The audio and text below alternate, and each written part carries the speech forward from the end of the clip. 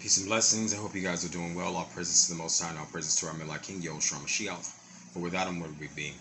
So be quick. I just have a quick message and just something I want to peg you guys' thoughts. Now, I think it's funny how people think that somehow, and this is going on primarily with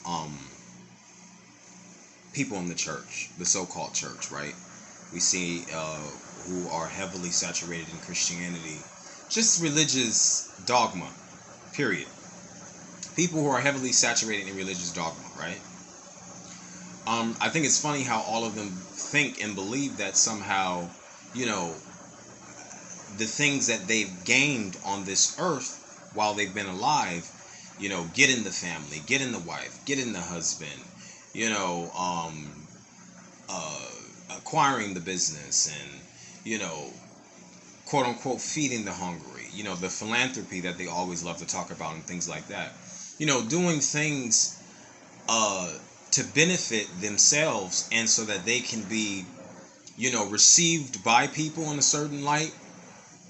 I think that people believe that that is what is expected of them and what is required of them from God, the Most High. Right? And they think that on that day of judgment that somehow, because we all going to be judged by the Cyphers in heaven, because that's what the scriptures say.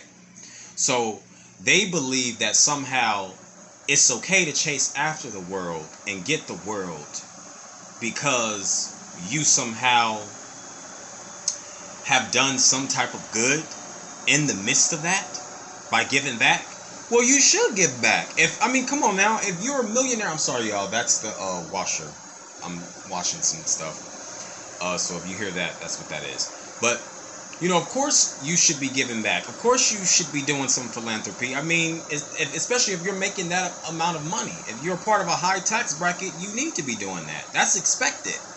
You see what I'm saying? That is expected. But I think it's funny how people think that on that day of judgment that somehow your degrees and all that type of stuff can be warranted and be used as an excuse for you not serving the Most High and living your life for Him. Because it's not going to come down to that. The Most High already didn't know. He didn't already came down here in the flesh and showed us how to walk and beat the flesh. Okay? He did already done that. And everything that He did had nothing to do with gaining the world. Nothing. So the fact that y'all want to throw out, name drop and throw out labels, start dropping how many degrees you got and LLCs and shit like that. Well, yeah. How many souls did you save? How many souls did you get for the kingdom? Huh? I'm tired of y'all playing. This is not no game for us. This is not.